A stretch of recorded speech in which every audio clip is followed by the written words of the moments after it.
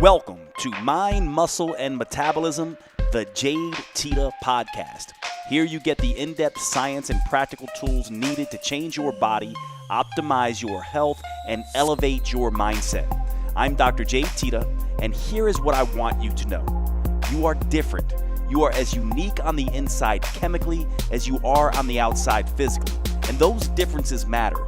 They matter because there is only one rule to achieving optimal health, fitness, and body change. That rule: do what works for you.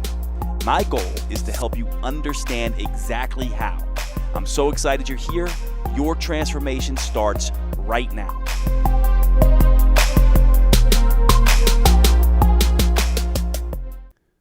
All right, guys. Welcome to the podcast. This is the Jade Teta podcast. Here I focus on mind, muscle, and metabolism, and I'm kicking this off with in-depth episodes on metabolism. That's what we're going to be talking about first because that's everyone's interest. It's the beginning of the year, and everyone's wanting to know how they can get and keep weight off of their body, and therefore I'm going to tackle metabolism in a very big way. And right off the bat, I'll just say, if you hear any squeaking, part of what is going on there is I have a little desk elliptical called a QB, actually, that I use while I am talking, and sometimes it'll squeak a little bit, and that's what you're hearing. So I'm just killing two birds with one stone here, taking a little bit of my own medicine and making sure I move a little bit as well. So anyway, I'm super excited that you're here and really excited to get back to talking the basics about metabolism. I've been away from it for a little while.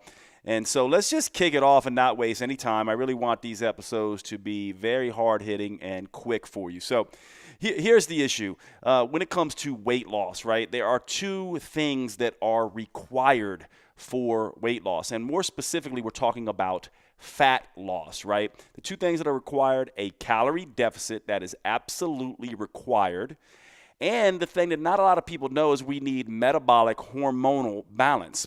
Why do we need that? Because we need things like our hunger and our energy and our cravings and our sleep and our mood and all of these things to be stable and balanced so that we can maintain that calorie deficit. And this is where everyone goes wrong, because the interesting thing is that trying to create a calorie deficit without attending to the hormonal situation results in hunger, cravings, unpredictable, unstable energy. In other words, what you're doing to try to get the weight off is making it almost impossible to keep that weight off, right? And that's why the statistics essentially look like this. People who lose the weight and keep it off, long-term success with fat loss is less than 5%, and maybe even less. And that's defined as being able to lose 10% of your body weight and maintain it over the course of a year. So what happens is only 5% of those people are able to maintain any weight loss. And over 2/3, based on studies, regain the weight and actually end up fatter. And this is what we are up against. But why? Why is this? It's partly because people don't understand that there are two things required. Calorie deficits, yes, of course we need calorie deficits, but we also need hormonal balance, right? And this really is where I want to start this discussion, because if you look at metabolism the way it's typically talked about, there are two camps, right? There's the calories are all that matters camp. Calories in, calories out. Metabolism is a calculator. That's the way they see it. This predictable, stable, punch in the numbers and you get the result. And then there's the hormones are everything, people. Insulin and leptin and all these hormones and thyroid hormone are what really matters. And the truth of the matter is that when you look at the totality of the research, it is really both matter. And when you look at clinical practice, which is actually most important, yes, I'm a research junkie, but mostly I let research refine my approach rather than define my approach. And that's because I've seen a lot of people in clinical practice, and what I've noticed is the personal trainers out there, the gurus who write the books, and the blogosphere, and all of that stuff, they oftentimes have a good theoretical knowledge. They know the research, but they haven't worked with enough people to really see these things in practice. And I can tell you real quick, spend 1 week or 2 weeks in a weight loss clinic, and you will see really quickly the futility of prescribing diets just based on calories and macros and things of that nature. And so that is what we're up against here. So Yes, you need calorie deficits and you need hormonal balance. The metabolism is not a calculator, but the metabolism is also not a chemistry set. This idea that there's this perfect ratio of hormones, this magic combination of insulin and glucagon and thyroid and leptin and all these hormones that will bring you to fat loss Shangri-La is also wrong. Simplistic models can be useful because they can get us going in the right direction, but they also can fall flat, as we've seen with the calorie model and the hormone model, and leave a lot to be desired because it's not black and white, there's gray, right? And so if we're going to use a simplistic model to describe the metabolism, probably the best model to use is going to be that of a thermostat or a seesaw or a pendulum or a yo-yo or a boomerang. In other words, anytime you try to push on the metabolism to make it do what you want, i.e. lose fat, if you stress out your metabolism too much and cause it to be unbalanced, it will push back against you, and you cannot win a battle of wills against your physiology. That is impossible to do. You will always lose. The research shows that the case. My clinical experience shows that that is the case. And so this thermostat model of the metabolism is most important to understand. What we want to be doing is we want to be achieving both that calorie deficit and that hormonal metabolic balance. And what I would say is that you really want to create that hormonal balance first. And why would I say that? Well, the reason why is because if you are hungry all the time, if you have cravings all the time, if you have unpredictable and unstable energy, if your mood is all over the place, you are going to seek out food primarily, and you're going to be less motivated to exercise. And so the smart approach in my mind is to stabilize hunger, energy, cravings, sleep, mood, and all the rest first. And if you want to know how to conceptualize this, I use a little acronym I call SHMEC, S-H-M-E-C, sleep, hunger, mood, energy, and cravings. Or you can shorten that to HEC, hunger, energy, and cravings. SHMEC and HEC need to be in check, and when they are, you know that your metabolism is relatively balanced and stable, and any calorie deficit you do create can be sustained over the longer time frame. That is important. Now, HEC and SHMEC, right? These are biofeedback signals: sleep, hunger, mood, energy, and cravings. And really, there's more than that. There's exercise performance and exercise recovery, libido, sexual performance, digestive function, and of course signs and symptoms related to the immune system, headaches and colds and flus and joint aches and pains and all these things. So all of these sort of biofeedback that you feel and sense in your body are useful to tell you whether your metabolism is balanced or not. And so that's what we are going after here when it comes to metabolism. Now, the first law of metabolism is to remember what I call the law of metabolic compensation. What that essentially says is that this thermostat nature of the metabolism, if you try to crank it up too high, if you try to speed up the metabolism will do what? Down regulate. That's what the metabolism does. This is also why, by the way, when you expose yourself to things like cold therapies or certain drugs that speed up your metabolism and things like that, guess what else is sped up? Your hunger. And oftentimes when we try to speed up the metabolism, we also speed up our hunger and we overcompensate. And exercise can do this too because it is a metabolic stimulator, a metabolic mover. Now, is this the case for all people? No, it's not the case for all people, but it is the case for most, especially those coming off the couch. And so the thing to remember is that when you try to speed up your metabolism, when you try to move it, you are always potentially also moving these biofeedback sensations and causing problems. So a lot of people don't understand that maybe their 2-hour a day habit of being on the treadmill is the cause of their 2-hour binge eating session later that evening. And most people don't make this association, but it is absolutely true. So the first thing that you want to be doing is getting SHMEC and HEC in check. Now, how do you do that? Well, it's going to be different for different people, but there are some general rules. How do you keep the metabolism from pushing back against you? Well, what you want to do is you want to eat in a way that creates maximum hunger suppression and craving reduction and energy stabilization with minimal amount of calories.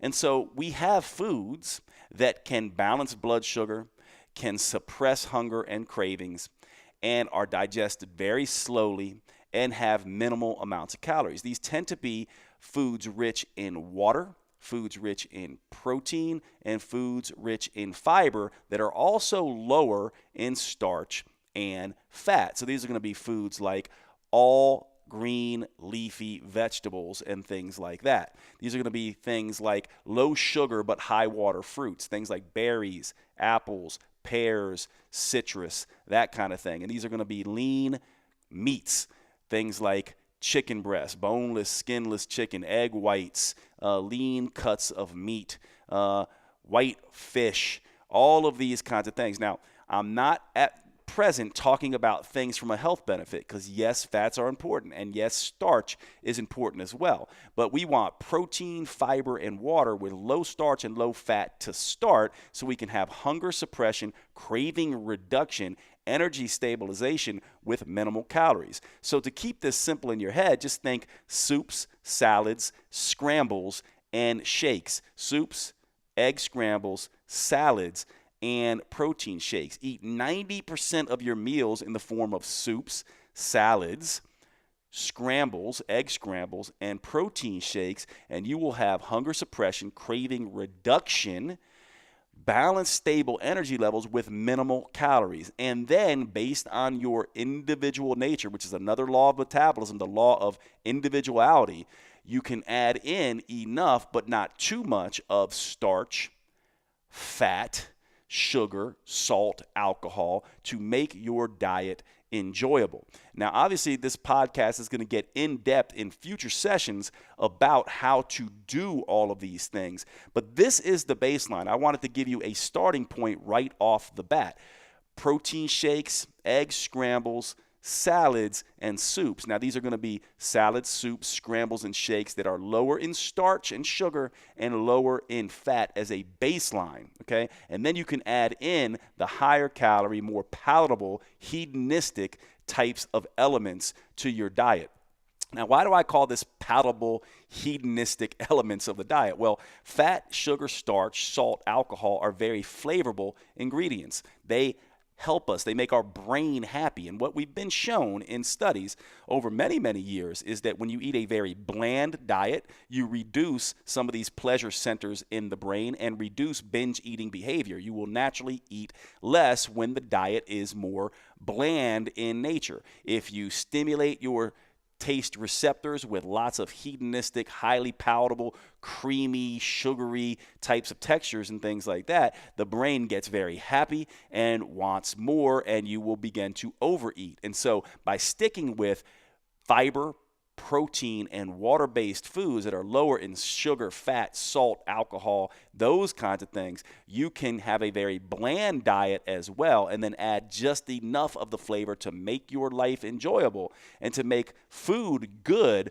but not so much that you trigger overeating. And in this way, you end up keeping heck and schmeck in check, which balances the hormonal metabolism and allows you to create a natural calorie deficit. This is what you want to be thinking about. Now, that's going to vary from person to person as it pertains to the metabolism. And I'll say a couple things here because a lot of people will be like, well, Jade, what are the elements of these soups, salads, egg scrambles, and shakes? Well, let's go through an example of what this might look at. Let's take soups, for example. We don't want potato soups and creamy soups and things like that. We want vegetable broths and chicken broths and things like that. We don't want noodle soups. We want it loaded with a lot of vegetables and a lot of low-calorie, flavorful broths, right? So this would be like chicken broth, vegetable broth, and lots of vegetables in that soup. Not a lot of rice in that soup, not noodles in that soup, not cream-based soups,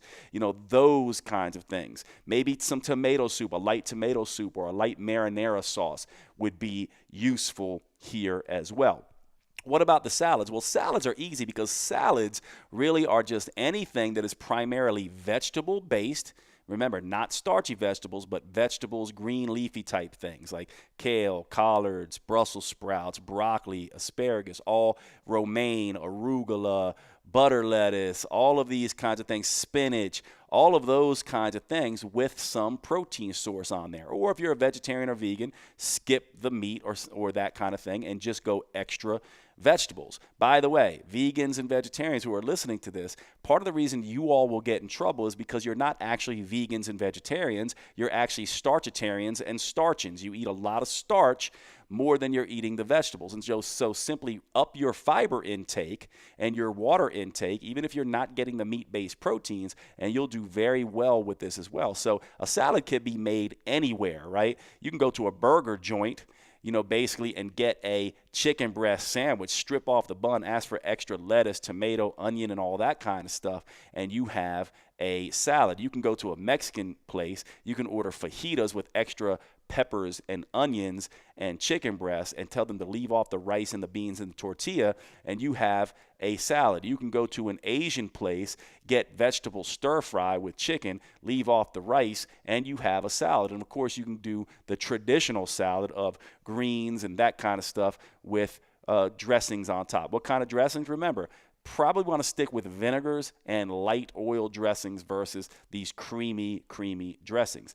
Now, what about scrambles? These will be things like frittatas and things like that. Scrambled eggs, throw some spinach in there, throw some tomato in there, throw some onion in there, throw your vegetables in there. Try to reduce the starch intake. Throw some, cheeses in there as well, especially the cheeses that are going to be a little bit lower fat and higher protein. So now you have protein and fiber in those eggs. If you want to take this to the extreme, which you don't need to, you can take out some of the yolks in that. Now, again, I'm not talking about from a health benefit because yolks are one of the healthiest foods on the planet. I'm just talking about from a hunger suppression point of view. Some of you will want to include the yolks. I include the yolks. So don't get mixed up in this discussion of being like, well, what about the health benefits? We'll get to that later. I'm just giving you the general trends. You want protein, fiber, and water. What about protein shakes? Well, protein shakes come in many shapes and sizes. Meal replacement shakes have a lot of starch in them, so you want to make sure that your protein shake is mostly protein and fiber. Here's one quick way to do that. Take the total carbohydrates of that protein shake and then compare that to the protein plus the fiber. The protein plus fiber in a protein shake should be very close to, within 10 and preferably more than the starch in that protein shake. So you really want more protein and fiber than carbohydrate in your protein shakes. 90% of your meals in the form of soup, salads, shakes, and scrambles, and then enough but not too much of the fat and starch and those kinds of things. Now, just as an aside, very quickly, and I won't get into it too much because I don't want to go too long on these podcasts, is that what about all the stuff you've heard about keto diets and high-fat, low-carb diets and those kinds of things? We'll get into that stuff, but there is a benefit to potentially taking out all fat and going very high vegetable-based, sort of the Dean Ornish approach, sort of vegetarian and vegan. They do very well. There's also a benefit to going very low carbohydrate and very high fat and the keto-based approach. Both of these approaches can work. What you'll notice about both of these approaches is they do avoid the major palatable hedonistic combination of sugar, starch, and fat combinations and focus on one or the other. The other thing about the keto diet, it's a very savory diet, right? There's one flavor. So from that perspective, it's not very enhanced flavorful wise. So it will shut down some of the brain hunger. Same thing on the other side, a little less flavorful that when you combine, compared to when you combine, carbohydrates, fat, salt, sugar, alcohol, all of that kind of thing. So these are the general principles that you want to be thinking about. We'll get into further. But just as a review really quickly, remember, the metabolism is like a thermostat. You push against it, it will push back against you. You stress it out, it will stress you out. How do you know your metabolism is not balanced? How do you know that your hormones are not working for you? You know because hunger, energy, craving, sleep, mood, exercise performance, exercise recovery, libido, menstrual regularity, signs and symptoms, immune function, digestive function will all be out of check. Schmeck and heck will be out of check, which means any calorie deficit that you create in the short run will be a calorie excess in the long run. And so you want to make sure you get your heck, schmeck in check first. Balance those hormones with these soups, salads, scrambles and shakes, protein, fiber, and water-rich foods. Then make your food enjoyable with just enough but not too much fat, sugar, salt, and alcohol, and those kinds of things, starch and alcohol. That is very important to do. And then you can maintain that calorie deficit over the long run and have the energy and motivation to work out. This is where you want to start. Now, we talked today about the idea of metabolic compensation. The metabolism will push back against you. And I also mentioned another key metabolic law, the law of metabolic individuality. We'll talk more about these laws and some other metabolism frameworks at the next show. But here is the thing that I want you to focus on as we get started in the new year: protein, fiber, water, soup, salad, scrambles, and shakes. Almost say it like a song. Soup, salad, scrambles, and shakes. Soup, salad, scrambles, and shakes. That's what you want to focus on. Then you want to add enough, but not too much, according to your individual preferences and psychology of starch, sugar, salt, fat, and alcohol to make your meals enjoyable. How will you know that you are doing it right? Your heck and schmeck will be in check, and that will tell you that your hormones are balanced, and you'll begin losing weight, primarily fat, hopefully, which means your inches are going to be reducing. Remember, it's all about inches. We'll talk about that in a later episode. But if you're losing fat, if you're losing inches, if you're losing weight, then you know you got a nice sustained calorie deficit. So hopefully that's really helpful for you guys to get started with this. That's what you want to focus on. That's what's going to get you the results as you move forward. And in future shows, we'll teach you how to tailor this and tweak it and sleuth, because what you'll find is that you really want to stop being a dieter and begin to be a metabolic detective. And in these first few episodes of the Jade Teta podcast, we are going to teach you exactly how to do that. All right, guys, thanks so much for being at the podcast today. I'm trying to make these short, sweet, hard-hitting podcasts for you, and I will see you at the next episode.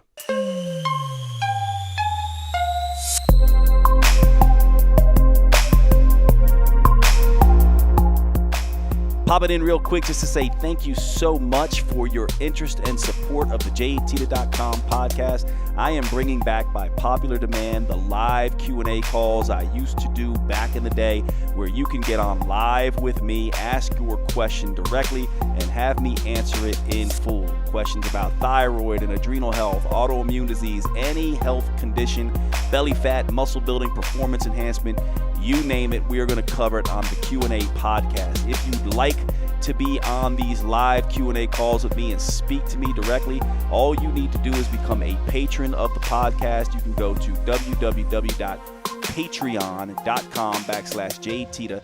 That's www.patreon.com/Jade Teta. Become a patron of the podcast. I would greatly appreciate your support, and you'll be able to access me live to answer all your questions in depth. Thanks again for your support. See you on the podcast.